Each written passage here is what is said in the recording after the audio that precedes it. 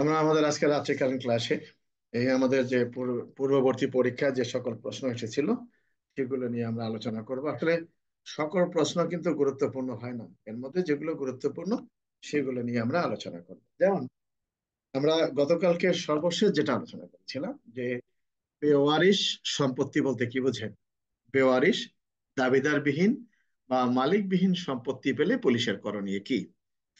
আচ্ছা, বেওয়ারিশ সম্পত্তি কাকে বলে? বিভিন্ন জন বিভিন্ন রকমের ধারা ব্যবহার করে, আসলে তা নয়। বেওয়ারিশ সম্পত্তি সম্পর্কে উদাহরণ দেয়া হয়েছে শুধুমাত্র পুলিশ আইনের 25 ধারায়। এবং এই বেওয়ারিশ সম্পত্তি পেলে পুলিশ অফিসার কি ব্যবস্থা নেবেন সেটা উল্লেখ করা আছে শুধুমাত্র পুলিশ আইনের 25 ধারায়। কাজে কাজে অন্য কোনো ধারা এখানে দেওয়ার কোনো সুযোগ নাই। কাজে কাজে আমরা যে যতটুকু আলোচনা করব আমরা সঠিক বিষয়টা আলোচনা করবো। আমরা কখনোই কোনো ভুল বা অতিরিক্ত ধারা দেওয়ার চেষ্টা করব না। ঠিক আছে রাকিব?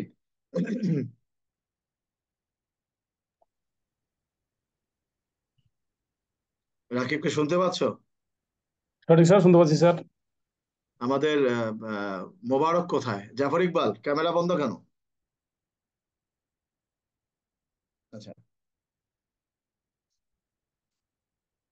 আমরা পরবর্তী যেটা আলোচনা করব, চোরাই মাল বা সন্দেহযুক্ত মালামাল আটক করা হলে নিষ্পত্তির বিষয়ে আলোচনা করেন। এটা আমাদের আসলে প্রশ্ন না হলেও আমরা আলোচনা করব এই কারণেই যে পরীক্ষায় কোন ধরনের প্রশ্ন আসবে বর্তমান পরীক্ষায় কেউ কিছু বলতে পারে না। তো সেপক্ষে আমরা যেটা আলোচনা করব, চোরাই মাল বা সন্দেহযুক্ত মালামাল আটক হলে নিষ্পত্তির বিষয়ে আলোচনা করুন। এই ধরনের মালামাল সম্পর্কে যে বিষয়টি আমরা আহ, আলোচনা করব সেটি হলো যে সিআরপিসির 523 ধারায় বর্ণিত আছে, অর্থাৎ চোরাই মাল বা সন্দেহযুক্ত মালামাল, অর্থাৎ সিআরপিসির 550 এবং সিআরপিসির 51 ধারা। এই সিআরপিসির 550 ধারায় বলা হয়েছে যে চোরাই বা সন্দেহযুক্ত কোনো মালামাল পুলিশ প্রাপ্ত হলে পুলিশ তা নিজ হেফাজতে নেবেন এবং হেফাজতে নেওয়ার বিষয়টি সংক্রান্তে অফিসার ইনচার্জকে অবহিত করবেন। ভালো কথা। এখন এই সকল মালামাল নিষ্পত্তির যে বিষয়টি বলা আছে, এই নিষ্পত্তির ক্ষেত্রে সিআরপিসির 523, 24, 25, তো 523-এর মধ্যে যে কথাটি বলা আছে যে পুলিশ চোরাই বা সন্দিগ্ধ কোনো মালামাল পেলে এ সম্পর্কে আদালতকে অবহিত করবেন। ভালো কথা। অর্থাৎ আদালতকে অবহিত করার পর আদালত এই মালের দাবিদার সম্পর্কে একখানা নোটিশ প্রদান করবে। সিআরপিসির 524 ধারায় বলা আছে যদি 6 মাসের মধ্যে এই সম্পত্তির কোনো দাবিদার পাওয়া না যায় তাহলে আদালত কি করতে পারেন, এই সম্পত্তিটা বিক্রয় করার আদেশ দিতে পারেন এবং বিক্রিত যে টাকাটা থাকবে সেটা রাষ্ট্রীয় ফান্ডে জমাদানের নির্দেশ প্রদান করবেন। আর 525 ধারায় বলেছে যে সম্পত্তিটি পুলিশ আটক করেছেন এই সম্পত্তিটি যদি পচনশীল হয়, ক্ষয়শীল হয়, তাহলে আদালত দ্রুত সেটাও বিক্রয়ের আদেশ দিতে পারে। অর্থাৎ এই প্রশ্নটা আমাদের এরকম গুরুত্বপূর্ণ নয়, তারপরে আমরা একটু আলোচনা করলাম এই কারণে যে যদি কখনো আসে যে আমরা ভালো করে বুঝে নেই, প্রশ্ন আসছে বেওয়ারিশ দাবিদারবিহীন মালিকবিহীন সম্পত্তি পেলে পুলিশের করণীয় কি। বেওয়ারিশ দাবিদারবিহীন মালিকবিহীন সম্পত্তি নিষ্পত্তির বিধিবিধান আলোচনা করুন। তাহলে বুঝতে হবে পুলিশ আইনের 25, 26, 27 ধারা। পুলিশ আইনের 25, 26, 27 ধারা, এখানে অন্য কোনো ধারা আসার কোনো সুযোগ নাই। 25 ধারায় বলেছে পুলিশ কি ব্যবস্থা নেবে, 26 এবং 27 ধারায় বলা হয়েছে যে আদালত এই সম্পত্তিগুলো কিভাবে নিষ্পত্তি করবেন।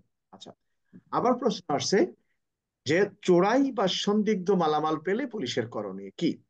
চোরাই বা সন্দিগ্ধ মালামাল পেলে পুলিশ কি ব্যবস্থা নেবেন সে বিষয়টি উল্লেখ করা আছে সিআরপিসির 550 ধারা এবং 523 ধারায় বলা হয়েছে এই ধরনের মালামাল সম্পর্কে পুলিশ কর্তৃক প্রতিবেদন পাওয়ার পর আদালত কি ব্যবস্থা নেবেন। অর্থাৎ চোরাই বা সন্দিগ্ধ বেওয়ারিশ হলে 524, পুলিশ আইনের 25, 26, 27, আর চোরাই বা সন্দিগ্ধ নিষ্পত্তির ক্ষেত্রে বলা হয়েছে সিআরপিসির 523, 24, 25। আমার কথা কি বুঝতে পারছো? জি স্যার।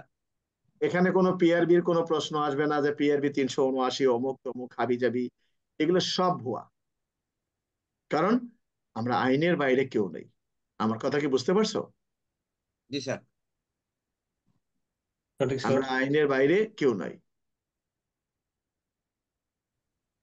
কারো কিছু বলার আছে এই সম্পর্কে? নাজমুল? না স্যার, ক্লিয়ার স্যার। আচ্ছা, গ্রেপ্তার বলতে কি বুঝেন, গ্রেপ্তারের পদ্ধতি আলোচনা করুন। গ্রেপ্তার কাকে বলে, গ্রেপ্তারের পদ্ধতি আলোচনা করুন। গ্রেপ্তার কাকে বলে, আসলে গ্রেপ্তারের পদ্ধতি আলোচনা করুন। আমাদের অনেকগুলো ভুল আছে এখানে। যখনই প্রশ্ন আসে যে গ্রেপ্তারের পদ্ধতি আলোচনা করুন, তখনই কিন্তু আমাদের অনেকগুলো ধারা দিয়ে দেয়। 46 থেকে শুরু করে 53 পর্যন্ত গ্রেপ্তারের পদ্ধতির কথা লেখে। আবার পিআরবি 315 না 16 জানি লেখে। আসলে গ্রেপ্তারের পদ্ধতি সম্পর্কে আলোচনা করা হয়েছে সিআরপিসির 46 ধারায় 1, 2, 3। অর্থাৎ একটা লোককে কিভাবে পুলিশ আটক করতে পারবেন এ সম্পর্কে বর্ণনা করা হয়েছে সিআরপিসির 46-এর 1, 2, 3 পর্যন্ত। আর আমরা কি করি, গ্রেপ্তার বলতে কি বোঝেন, গ্রেপ্তারের পদ্ধতি আলোচনা করুন, 53 ধারা পর্যন্ত আমরা দিয়ে যাই। কি রাকিব, তাই নাকি? সঠিক স্যার, পূর্বে তো তাই দিতাম স্যার। আমরা এটা দেব না, এটা দেওয়ার কোনো সুযোগ নাই। আমার কথা কি বুঝতে পারছো? সঠিক জি স্যার। স্যার। আমরা না বুঝে দেই। মনে করো যে ব্যক্তিটা পলায়ন করে কোনো বাড়িতে ঢুকে আছে, সেখানে তুমি বিনা পরোয়ানায় প্রবেশ করে তল্লাশি করে লোকটাকে পেয়ে গেছো, তখন কোন ধারা অনুসরণ করে তাকে তোমার হেফাজতে নিবা? 46 ধারা। দরজা জানলা ভেঙে তুমি প্রবেশ করেছো, লোকটাকে পেয়েছো, কোন পদ্ধতি অনুসরণ করবা? তুমি দরজা জানলা ভেঙেছো বলেই তাকে সাপের মতো বেঁধে আনবা তা তো হবে না। ওই 46 ধারা যাওয়া মাত্রই সে যদি বলে ঠিক আছে ভাই থানায় চলেন, চলেন যাই। আমার কথা কি বুঝতে পারছো? জি স্যার। সঠিক স্যার। পুলিশ কোন ব্যক্তিকে দেখা মাত্রই যদি বলে আপনাকে গ্রেপ্তার করা হলো, অলরেডি গ্রেপ্তার হয়ে গেছে। আবার সে লোকটার হাত যদি স্পর্শ করে যে আপনাকে গ্রেপ্তার করা হলো, গ্রেপ্তার হয়ে গেছে। আবার ধরে হ্যান্ডকাপ লাগায়, সেটাও গ্রেপ্তার হয়ে গেছে। তার মানে কি, কথা অথবা কার্য দ্বারা, মানে কথা দিয়েও একটা লোককে গ্রেপ্তার করা যায় যে আপনাকে অ্যারেস্ট করা হলো, এটাই কিন্তু যথেষ্ট। বাংলা সিনেমায় দেখো না যে আপনাকে অ্যারেস্ট করা হলো। তো গ্রেপ্তারের পদ্ধতি সম্পর্কে আলোচনা করা হয়েছে সিআরপিসির 43-এর 1, 2, 3। আমরা কি করি, অনেকগুলো ধারা দিয়ে দিই। আমরা কি অনেক ধারা দেব? কে? না স্যার। না দেব স্যার, না। শুধু 46 দিব স্যার। কি হাফিজ, আমার কথা বুঝতে পারো? জি স্যার, বুঝতে পারি স্যার। জান্নাতুল, তুমি কি চলে গেছো না আছো? জান্নাতুল? স্যার আমার আমি আসছি স্যার, নলছিটি আসছি, কালকে সকালে যাব স্যার।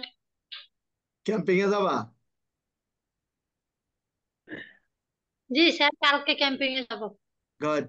রাজলক্ষ্মী, ক্যাম্পিং এ আছো? জি স্যার, আমাদের গুড, এখানে তো ঈদ প্যারেড হইতেছে sir. Good, good. Kit parade হচ্ছে, এই সময় তোমার ভাঙা চুরের ট্রাঙ্ক পাল্টাই নাও। আচ্ছা, আমরা আবার কোথায় আসি। একজন ব্যক্তিকে কোন অপরাধে একজন পুলিশ অফিসার বিনা পরোয়ানায় গ্রেপ্তার করতে পারে, যদি নির্দিষ্ট করে কোনো আইনের কথা উল্লেখ না থাকে, তাহলে মনে করতে হবে সিআরপিসি 54 ধারা। আমার কথা কি বুঝতে পারছো? জি স্যার। যদি নির্দিষ্ট করে কোনো কথা উল্লেখ থাকে যে পুলিশ আইনের কোন ধরনের অপরাধে একজন ব্যক্তিকে পুলিশ বিনা পরোয়ানায় গ্রেপ্তার করতে পারে, তাহলে পুলিশ আইন হবে। কিন্তু যদি কোনো আইন উল্লেখ করা না থাকে, তাহলে ধরে নিতে হবে এটা সিআরপিসি 54 ধারা। কোন ধরনের অপরাধে একজন ব্যক্তিকে পুলিশ বিনা পরোয়ানায় গ্রেপ্তার করতে পারে, বা একজন পুলিশ অফিসার কর্তৃক বিনা পরোয়ানায় গ্রেপ্তারের ক্ষেত্রগুলো আলোচনা করুন। সিআরপিসি 54 ধারায় কি একজন কনস্টেবল একজন ব্যক্তিকে বিনা পরোয়ানায় গ্রেপ্তার করতে পারেন? কি পারেন নাকি? জি স্যার, পারে স্যার। যে কোনো পুলিশ অফিসারই পারবেন সিআরপিসি 54 ধারায়। এই 54 ধারার মধ্যে আমাদের ভেজাল আছে, উত্তরটা সঠিক লেখা নেই। লেখছে কি আমলযোগ্য অপরাধের সাথে জড়িত আছে এরকম ব্যক্তিকে পুলিশ গ্রেপ্তার করতে পারেন। তার মানে কি, ভাত খাইতে বসে তাড়াতাড়ি তাড়াহুড়া করে অল্প খেয়ে চলে যায় আর কি, বুঝছো না? সিআরপিসি 54 প্রথম উদাহরণে অনেকগুলো বিষয় বলা আছে। আমলযোগ্য অপরাধের সাথে জড়িত ব্যক্তি, যার বিরুদ্ধে আমলযোগ্য অপরাধের সংবাদ পাওয়া গিয়েছে, যুক্তিসঙ্গত কারণ রয়েছে বা সন্দেহ করা হচ্ছে। অথচ আমাদের মাস্টার সাহেবরা উত্তর লিখছেন আমলযোগ্য অপরাধের সাথে জড়িত ব্যক্তি কি আমার কথা কি সঠিক বুঝতে স্যার, পারছো তোমরা? সঠিক স্যার, ওই স্বরে একটু খালি লিখিত আমল যোগা বাদ মাইলে না। হবে না। প্যারেডে এই যে মাস্টার, তোমরা কিড প্যারেডে যাবে না, তারপরে তোমরা যে ক্যাম্পিং এ যাবা, কেউ পাবে ক্যাম্পিং কতর মধ্যে, 50-এর মধ্যে না?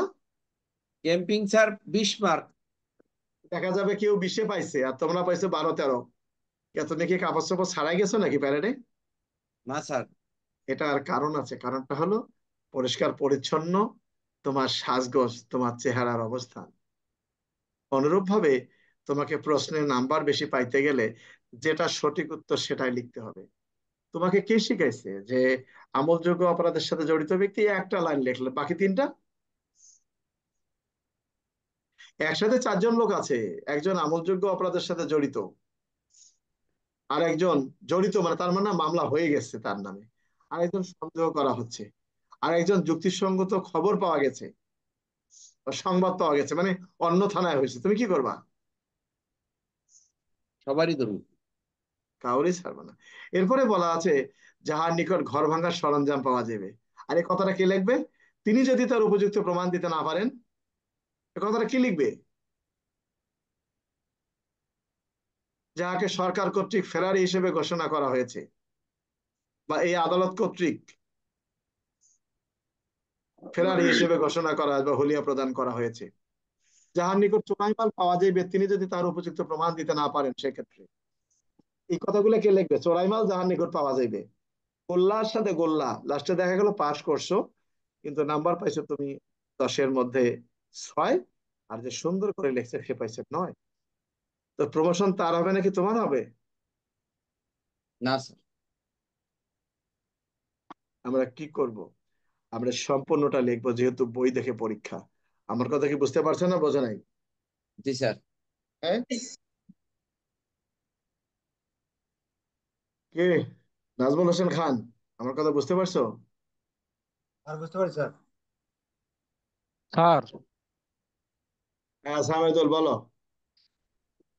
স্যার আমি একটা প্রশ্ন দেখলাম, ওই যে পুলিশ কোন কোন ক্ষেত্রে বিনা কারণে গ্রেফতার করতে পারে। এখানে স্যার শুধু পুলিশের নিয়ে প্রশ্ন আসবে না স্যার সিআরপিসি 54 হবে শুধু? ক্ষেত্রটা শুরু হবে সিআরপিসি 54 দিয়ে, ইহা ছাড়া অন্যগুলো আসবে। একই কথাই বললাম, যখন কোনো আইন শুধুমাত্র পুলিশকে 54 ধারার ক্ষমতা কোনো পাবলিকের নাই। জি যে স্যার। কোনো পুলিশ সদস্য 54 ধারা প্রয়োগ করতে পারবে, কিন্তু 34 ধারাটা যে কোনো পুলিশ সদস্য পারবে না। কোনটা? 34-এর কটা?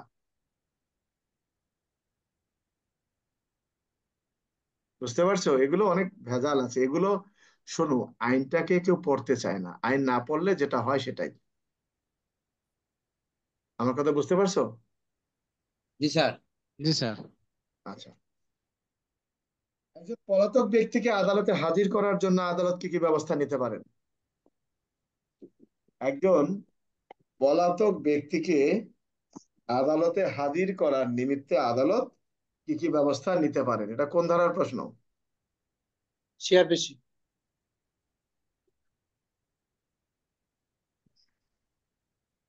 সিআরপিসি প্রশ্ন স্যার। আরে মিয়া, ঘোড়ার ডিম, সিআরপিসির প্রশ্ন কোন ধারার প্রশ্ন? CrPC CrPC. 75 দ্বারা প্রশ্ন স্যার। সিআরপিসি 75, তারপর হলো 87, 88 স্যার। শোনো, অনেকগুলো দুষ্ট প্রকৃতির লোক আছে। এই দুষ্ট প্রকৃতির লোকেরা তাদের গাইডে কি লেখছে? সিআরপিসি 68, 75, 87 হাবিজাবি যা আছে। প্রশ্নটা কি হলো, একজন পলাতক ব্যক্তিকে, তো যিনি পলাতক তাকে কি পুলিশ সমন দিয়ে ডেকে আনে? কি না স্যার। ওয়ারেন্ট দিয়ে ধরে আনতে বলে নাকি? জি স্যার, সরাসরি অরেন। তাহলে প্রথম হবে যে সিআরপিসির 75 ধারা অনুযায়ী সে ব্যক্তিটাকে গ্রেপ্তারি পরোয়ানা দেওয়া যায়, এই তো নাকি? জি স্যার। এরপরে পরোয়ানা বলে যদি পুলিশ তাকে গ্রেপ্তার করতে না পারেন, আদালত কি করেন? সেই ব্যক্তির হাজিরকরণের নিমিত্তে হাফিজ কি দেন? এরপরে পরোয়ানার পরে হাফিজ স্যার 87 আর 88 স্যার। ঘোড়ার ডিম কি দেন সেটা বলো। স্যার নাম সম্পত্তি কি? স্যার। ঘোড়ার ডিম দেয় বেটা, বোঝো না কিছু না, পরীক্ষা কালকে, এখনো বোঝো না। 75 ধারার পরে সেখানে দেয়া হয় 87 ধারা অনুযায়ী হুলিয়া। আচ্ছা, ভুলিয়া যায়। হুলিয়া দেওয়া হলো, হুলিয়া দেওয়ার পর সে লোকটা আদালতে হাজির হচ্ছে না বা পুলিশ তাকে গ্রেপ্তার করতে পারে নাই। এরপর আদালত কি করেন? এই পলাতক ব্যক্তির স্থাবর বা অস্থাবর সম্পত্তি আটক করার জন্য সিআরপিসির 88 ধারা অনুযায়ী আদালত প্রকি পরোয়ানা ইস্যু করে। তার মানে একজন ব্যক্তিকে আদালতে হাজির করিবার নিমিত্তে আদালত কি কি ব্যবস্থা গ্রহণ করতে পারেন। আমার কথা কি বুঝতে পারছো না বোঝো নাই? বুঝতে পারছি স্যার। আবার অনেকেই এখানে সিআরপিসি 339-এর খ দিয়েছে, ঘোড়ার ডিম। উত্তর হবে, যদি প্রশ্ন আসে যে একজন পলাতক ব্যক্তিকে আদালতে হাজির করিবার নিমিত্তে, তাহলে বুঝতে হবে সিআরপিসির 75, 87 এবং 88। ক্লিয়ার? জি স্যার। সঠিক স্যার। সঠিক হবে। এখানে কোনো পিআরবি হবে না, কিন্তু জেনে রাখো, কোনো পিআরবি টিআরবি নেই এখানে। বোকাস কোম্পানি সিআরপিসি তে বলো পিআরবি অনুসরণীয় পদ্ধতি, তুমি কি দায়িত্ব পালন করবে সেটা বলা আছে, কিন্তু ক্ষমতা কোথায় দেওয়া হয়েছে সিআরপিসি তে, বিষয়টা কি বুঝতে পারছো? জি জি স্যার। স্যার। তাহলে আমরা এই উত্তরটা এইভাবে লিখবো। আমরা কখনোই এই ভুল ভাল উত্তর লিখবো না।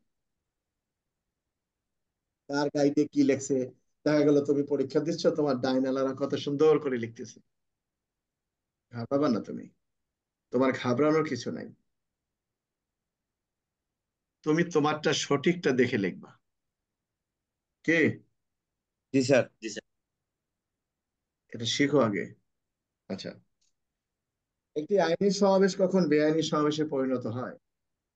আমরা পড়াশোনা জেনেও, শোনো একটা কথা বলি, ওই আমি যতই ভালো বলি না কেন, তুমি যদি ভালো করে না পড়ো, নিজের মনটাকে যদি তুমি ভালো না করো, তাহলে কখনোই ভালো হবে না। প্রশ্ন আসছে একটি আইনি সমাবেশ কখন বেআইনি সমাবেশে পরিণত হয়, সেখানে অনেকে উত্তর দিয়ে দিচ্ছে পুলিশ আইনের প্রশ্ন। পুলিশ আইনের 30-এর 1, 2, 3 বা 30-এর ক ট হাবিজাবি দিয়ে দিছে, ও জানে না বলেই। একটা আইনি সমাবেশ বেআইনি সমাবেশে পরিণত হয় কখন? যখন কিনা পেনাল কোডের 141 ধারার 5টি যে শর্ত আছে, যে কোনো শর্ত একটি লঙ্ঘিত হয় তখন। আমার কথা কি বুঝতে পারছো? জি জি স্যার। স্যার।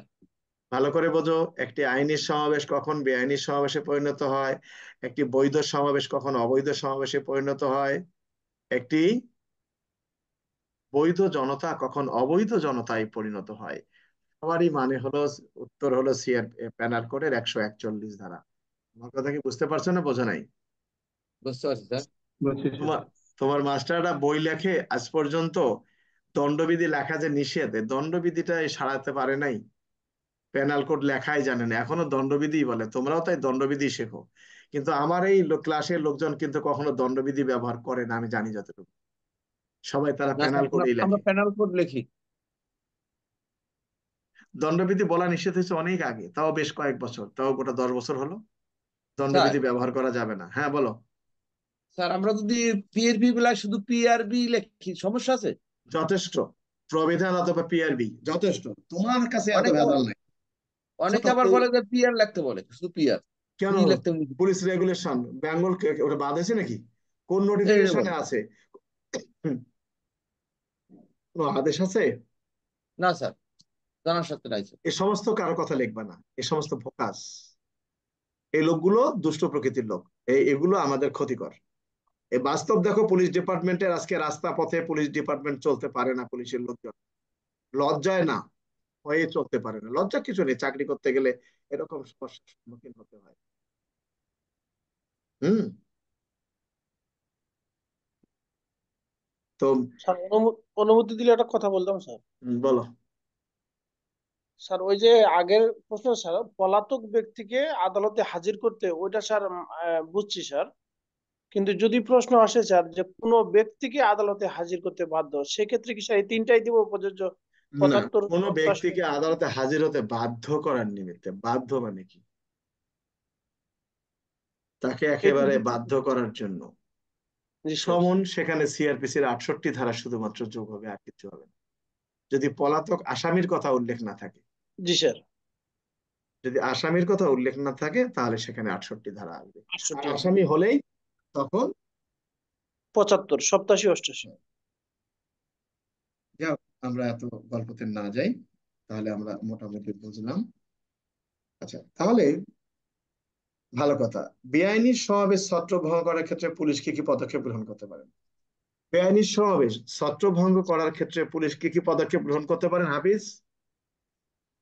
স্যার সিআরপিসির 127 এবং সিআরপিসির 128 ধারা।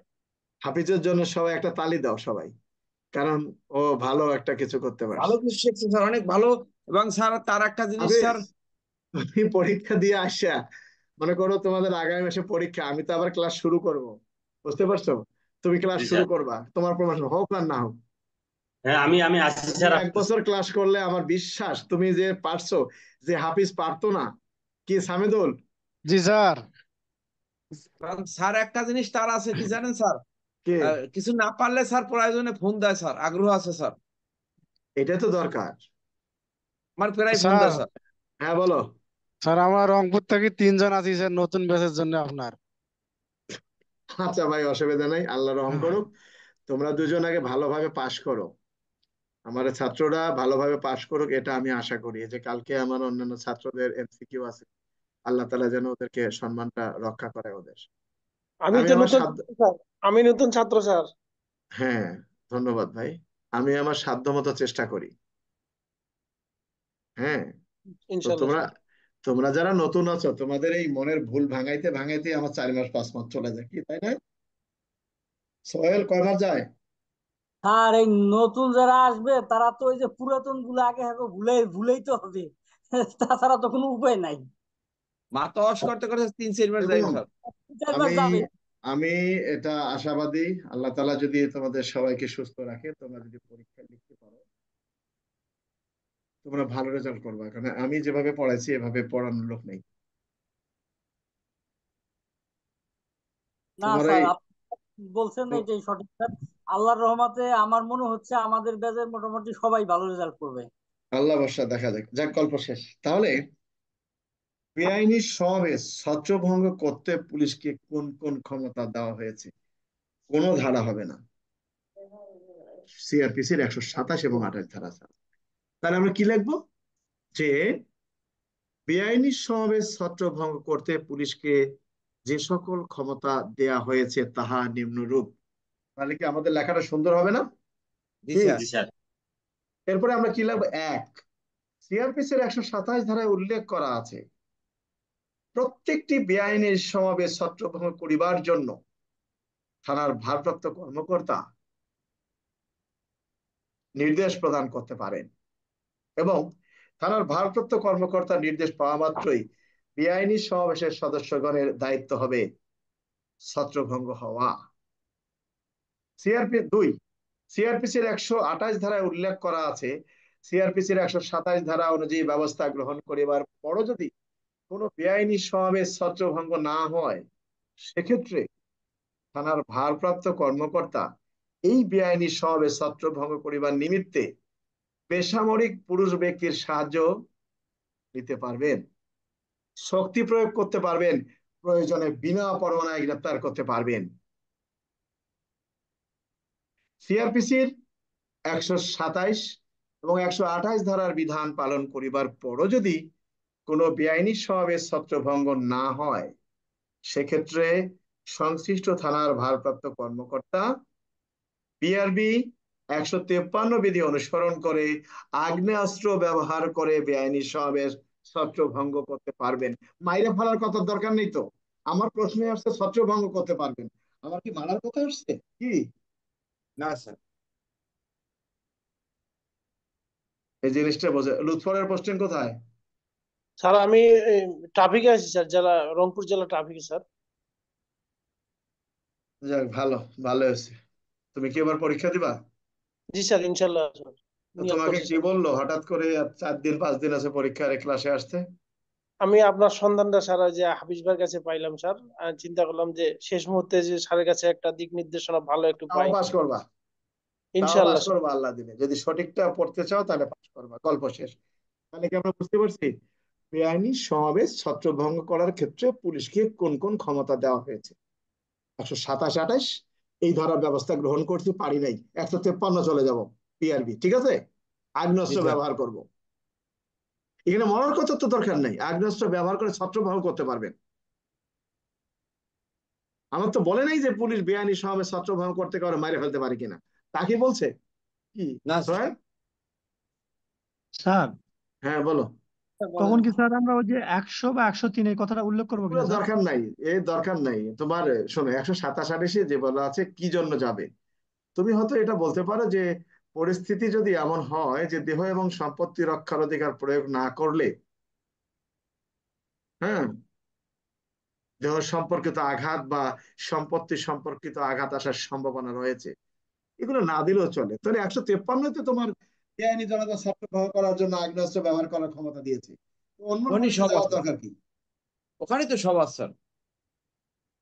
আমার কথা কি বুঝতে পারছো? শোনো, এগুলো প্রশ্নগুলো বুঝে শুনে তোমরা লিখবা, বুঝতে পারছো? জি স্যার। ওই সেখানে আবার 100 ধারার কথা বলতে গিয়ে 100 ধারার 6টা উদাহরণ দেয়, 103 ধারার 4টা উদাহরণ দেয়, তার মানে ওখানে কাম সারা। আমরা এই ভুলটা করবো না, হাফিজ, সাবধান।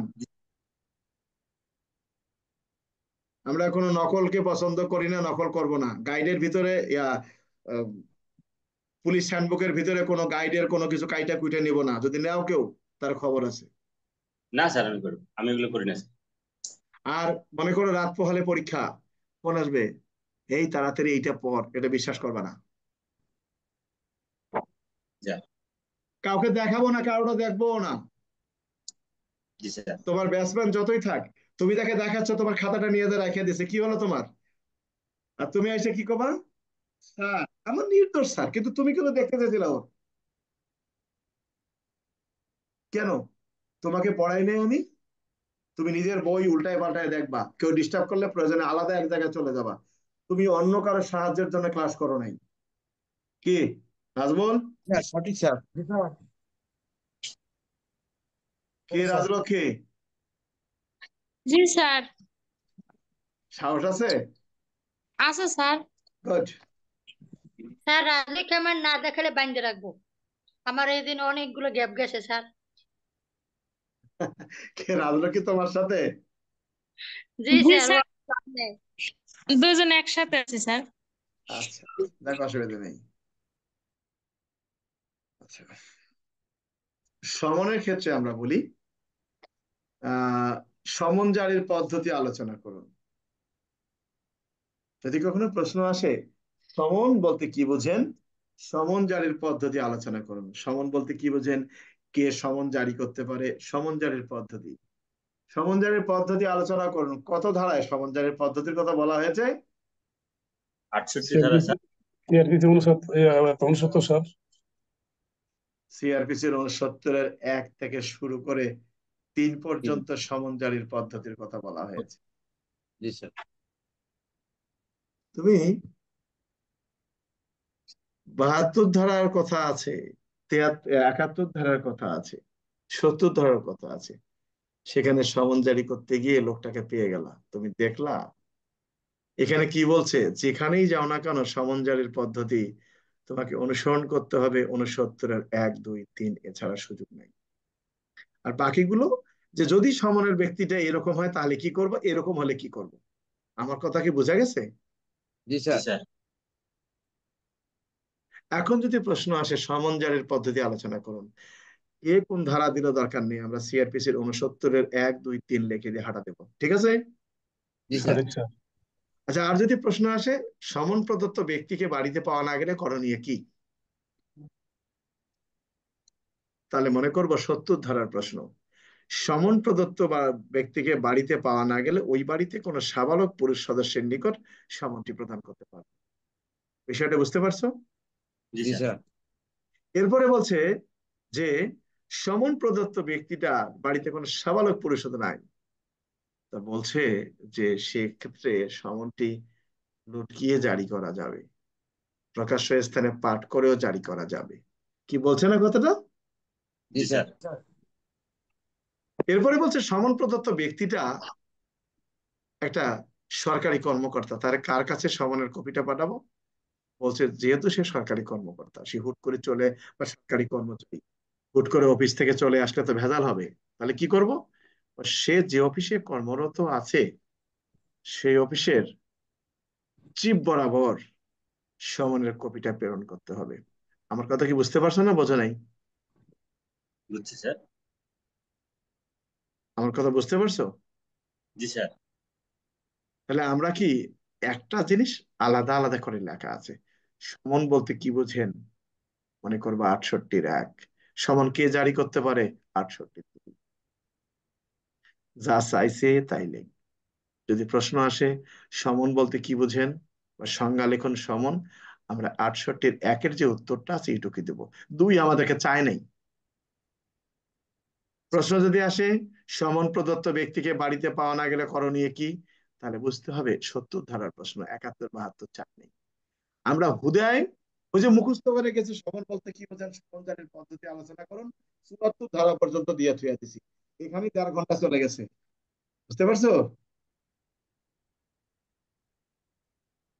জাফর ইকবাল? স্যার 793 ক দেওয়া আছে। আজকে কতজনের পোস্টিং হয়েছে সামেদুল?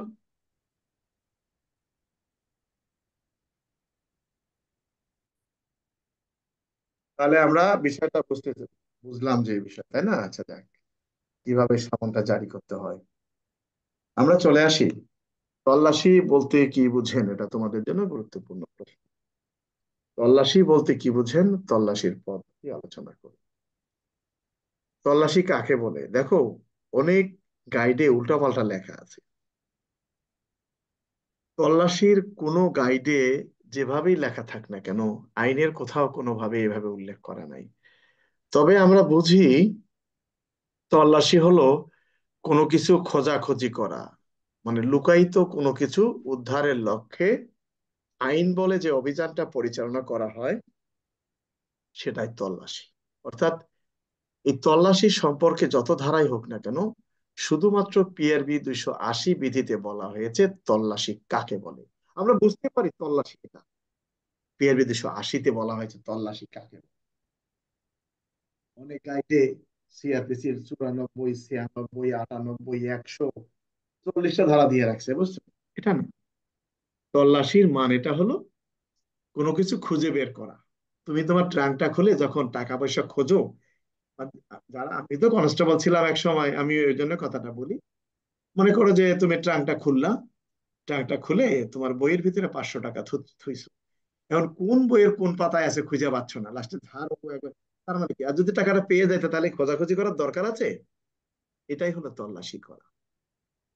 লুকায়িত কোনো কিছু উদ্ধারের লক্ষ্যে আইন বলে যে অভিযানটা পরিচালনা করা হয় সেটাই হলো তল্লাশি,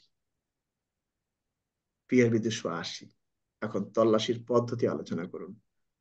তাহলে তল্লাশির পদ্ধতি যদি আমাকে আলোচনা করতে হয়, তাহলে এই তল্লাশির পদ্ধতিটাকে আমি 3 ভাগে ভাগ করব।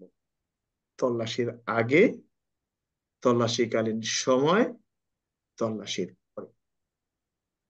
তাহলে এই তল্লাশি কালীন সময়, তল্লাশি করার আগে পরে আমাকে এর সাথে পিআরবি 280-র সাথে আমাকে যোগ করতে হবে সিআরপিসির 102, 103। অর্থাৎ যে স্থানটা আমি তল্লাশি করব সেই স্থানের মালিক আমাকে তল্লাশি করতে দিবেন। আর 103-এ বলছে যে স্থানটা আমি তল্লাশি করতে যাব, তল্লাশি করতে যাওয়ার আগে আমাকে সাক্ষী সাথে নিতে হবে। তাহলে তল্লাশি করার পূর্বে করণীয় কি? যে স্থানটা আমি তল্লাশি করব সেই স্থানের চতুর্দিকে প্রথম আমাকে ঘেরাও করতে হবে, যাতে কোনো মালামাল না নিয়ে যায়।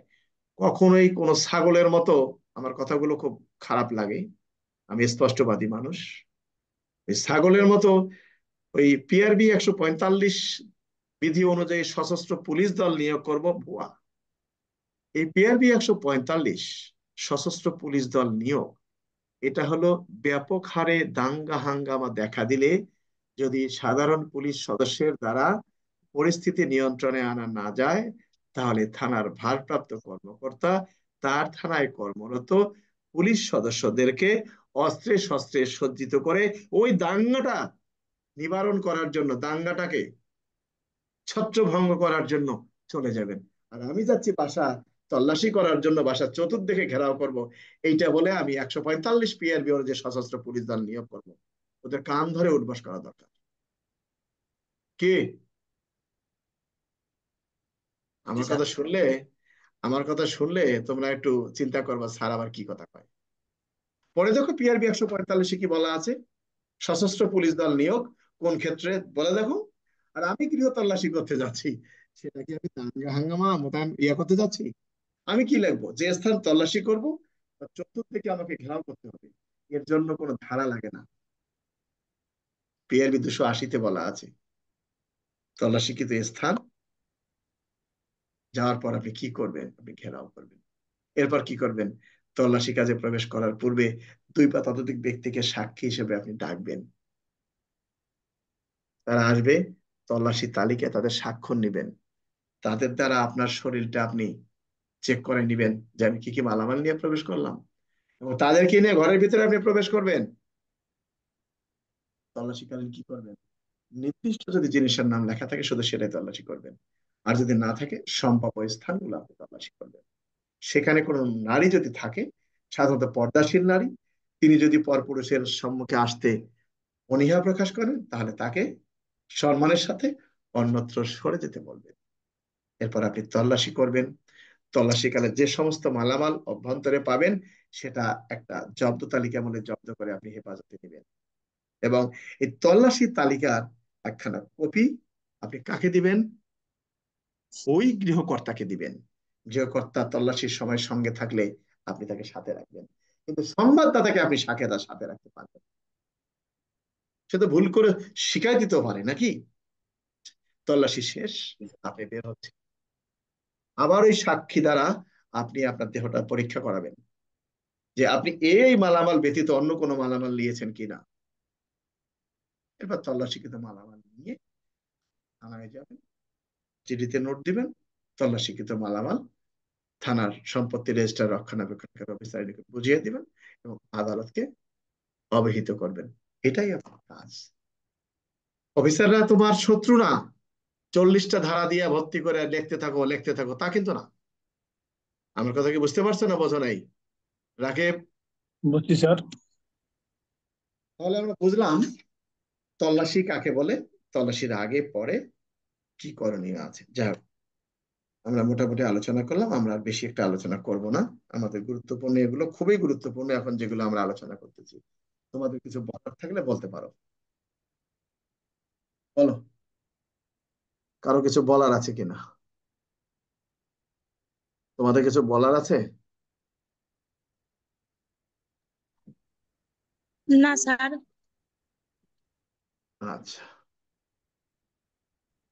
আমি একটা কথা বলবো স্যার, হ্যাঁ বলো। রাগ করবেন না তো? রাগ করবো কে? আমি পাস করতে চাই স্যার, আমার ভালো রেজাল্ট করে পাস করতে চাই। কিন্তু তুমি কেবল তুমি লাইনে উঠছো, লাইনে উঠে কি দৌড়ে ফার্স্ট হতে পারবা? সময় লাগবে। এটাই।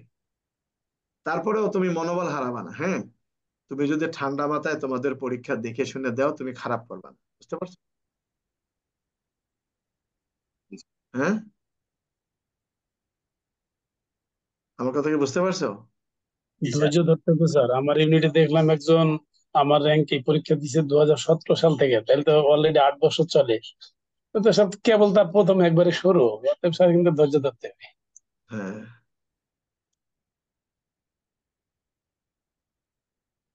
যাই হোক, আহ, আমরা আর কিছু আলোচনা থাকলে বলতে পারো। শোনো, কখন কার কি ঘটে কেউ কিছু বলতে পারে না, বুঝছো না? যাই হোক, কারো কিছু বলার থাকলে বলতে পারো। কিছু বলার আছে? না স্যার। তো সবাই ভালো থাকো। কালকে কোনো ক্লাস হবে না, কালকে কোনো ক্লাস হবে না, শনিবার রাত্রে ক্লাস হবে। আর এখন আমি তোমাদের উদ্দেশ্যে যে বিষয়টা বলবো সেটা হলো, পুলিশ হ্যান্ডবুকের কোন আইনটা কোন জায়গায় আছে অনেক সময় ট্যাগ লাগাইতে দেয় না, কিন্তু তোমার তো একটা ধারণা থাকবে যে এই আইনটা এই জায়গায় আছে। আমার কথা কি বুঝতে পারছো? জি স্যার। এই বুঝছি বইটার স্যার। সাথে, বইটার সাথে তোমার যদি সম্পর্ক না থাকে তুমি পারবা না। হ্যাঁ, তোমাকে বইটার সাথে সম্পর্ক তৈরি করতে হবে। অর্থাৎ বইটা উল্টাইতে হবে যে এই এই এই পিআরবি এই ধারাটা কোথায় আছে। বা এই আইনটা কত কত দূরে আছে। দেখা গেলো পুলিশ হ্যান্ডবুক এত বড়, তুমি আছে হলো শেষের দিকে আর আগের থেকে খুঁজতেছো পুলিশ আইন পুলিশ আইন। তা তোমার যদি জ্ঞান থাকে তাহলে তুমি কিন্তু ধাপ করে সূচি খোঁজা লাগবে না, সূচি খোঁজার সময় নেই। আমার কথা কি বুঝতে পারছো? সঠিক স্যার। সঠিক স্যার, এটা স্যারই করতে হবে, মানে লড়ালড়ি এই করলে ভালো। জিনিসটা বুঝতে হবে। তারপরে মনে করো সিআরপিসি 100 ধারা, তোমাকে বুঝতে হবে যে এই বইটা 100 ধারাটা কি সামনে থাকবে না পিছনে থাকবে। তোমার 100 ধারা বার করতে গিয়ে যদি প্রথমে এবারে 14 ধারা উল্টাইতে উল্টাইতে আবার বেড়ালে 150 ধারা, আবার উল্টাইলে দেখা গেলো 103 ধারা, মানে 100 ধারা খুঁজে পাচ্ছ না তুমি। তোমাকে 1 থেকে 2 সর্বোচ্চ 3 বারে যেন তুমি ওটা খুঁজে পাও। এই জন্য তোমার এই কাজটা করবে। আমার কথা কি বুঝতে পারছো? জি স্যার। জি স্যার। সঠিক স্যার। বাইরে যত রকমের ভোকাল আসুক, যত রকমের বদনাম আসুক, কোনো প্রশ্নের দিকে তাকাবা না। আমি যেগুলো পড়াচ্ছি আশাবাদী এগুলো আসবে। সর্বশেষ আমি যেটা পড়াবো তোমাদের, সেটা পড়াবো হলো সড়ক পরিবহন আইন। বুঝতে পারছো? জি স্যার। কারণ সড়ক পরিবহন আইনে তোমাদের অনেক প্রশ্ন আসে, এটা আমরা কয়েকবার পড়িয়েছি, আবার পড়াবো। ঠিক আছে, কিছু বলবা জাফর ইকবাল? আমার জন্য কোনো নির্দেশনা থাকলে বলেন স্যার। কোনো নির্দেশনা নেই, ক্লাসে আসতে হবে। সবাই ভালো থাকো, ধন্যবাদ সবাইকে। কালকে কথা হবে না, শনিবার রাত্রে কথা হবে। ভালো থাকো, ধন্যবাদ।